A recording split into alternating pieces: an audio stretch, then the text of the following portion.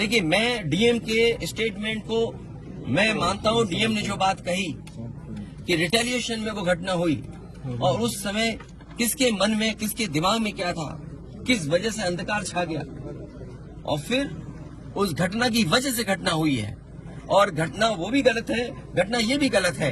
अगर ये सवाल आप पूछते हैं मासूमों के लिए, मासूमों की कभी जान नहीं जाती अगर प्रेम यादव की जान न गई होती तो।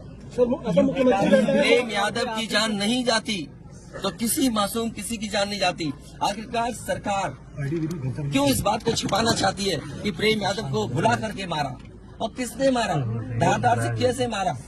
और यही नहीं, आप बताइए सुल्तानपुर में क्या एक ब्राह्मण डॉक्टर को ड्रिल से नहीं मार दिया? ड्रिल से, क्या ड्रिल से नहीं मारा?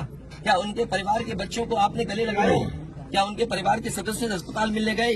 क्या आपने सोशल मीडिया के लिए वो तस्वीरें खिंचवाई कि उनसे गले मिलते हुए तस्वीर खिंचा लें? मैं जानता हूं दुख किसी के जाने का, किसी के खोने का।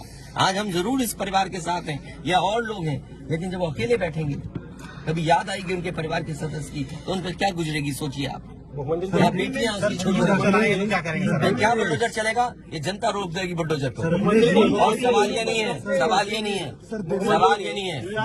एक मिनट हो जाएगी ना सवाल। मैं बैठा हूँ। ये जो बुलडोजर चलाने की भाषा है, जो बुलडोजर चलाने की संस्कृति है, ये मत समझिए बुलडोजर में दिमाग नहीं होता है। अगर बुलडोजर न्याय देने लगा तो अगली सरकार भी यही करेगी। इसलिए मैं सोचता हूं कि अगर आप योगी हैं, योगी की परिभाषा यही है, दूसरे का दुख अपना दुख समझे। आप अपना गिराते हैं तो मुआवजा लेते हैं।